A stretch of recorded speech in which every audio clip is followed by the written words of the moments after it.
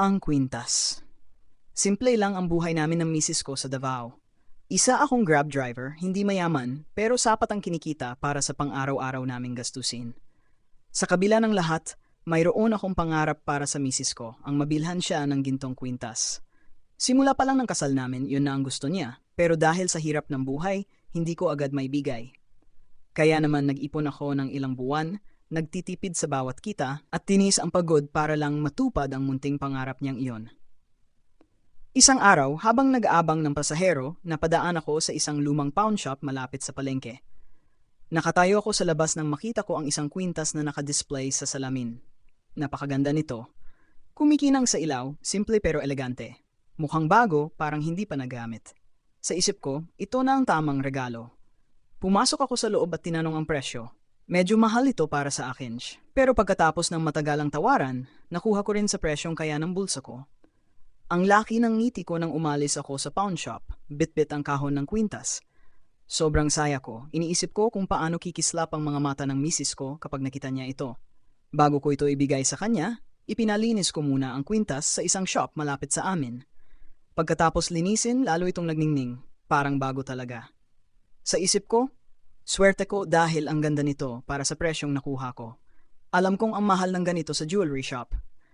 Ngayon, sa wakas, mayroon akong may pagmamalaking regalo para sa misis ko.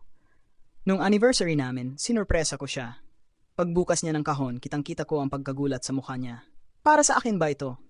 Tanong niya, halos hindi makapaniwala. Tumango lang ako at ngumiti. Agad niyang isinuot ang kwintas at napakaganda niya. Ang saya-saya namin nung gabing iyon. Pakiramdam ko, kahit papaano, naging mabuti akong asawa.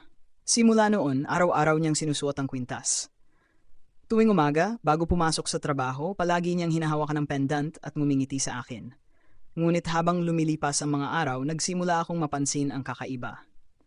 Isang gabi, habang nanonood kami ng TV, napansin ko sa sulok ng mata ko na parang may aninong dumaan sa likod niya. Tumayo ang balahibo ko, pero nang tingnan ko ng mabuti, wala naman. Akala ko, pagod lang ako kaya hindi ko na lang ito inisip. Isang gabi, bago maligo ang misis ko, tinanggal niya ang kwintas at inilagay sa dresser. Habang naliligo siya, abala ako sa paglalaro ng cellphone sa kama. Ngunit nang mapatingin ako sa salamin sa tabi ng dresser, parang may nakita akong sumilip mula sa likod.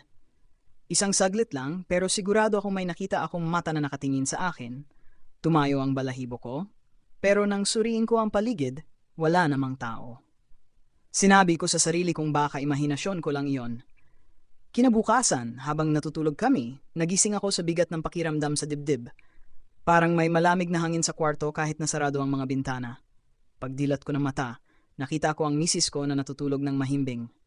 Ngunit nang igalaw ko ang tingin ko, nakita ko siya, isang babae, nakatayo sa gilid ng kama, mahaba ang buhok at blangko ang mukha. Hindi ako makakilos. Nakatingin siya sa akin ng diretso, pero parang walang buhay ang mga mata niya. Nang maglakas loob akong bumangon, bigla siyang nawala. Sinubukan kong kumbinsihin ang sarili kong nananaginip lang ako. Pero nang bumangon ang misis ko kinabukasan, sinabi niyang parang may malamig na kamay na humawak sa batok niya habang natutulog siya. Nang tingnan ko ang lig niya, may bahagyang marka na parang mga kuko.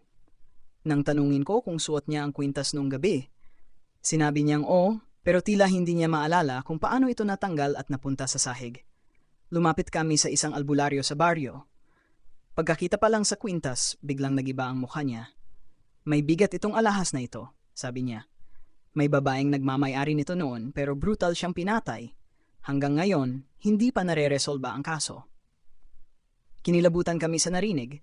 Sinabi niya na ang babaeng iyon ay hindi matahimik at ang kwintas ang nagdala ng puot at dalamhati niya.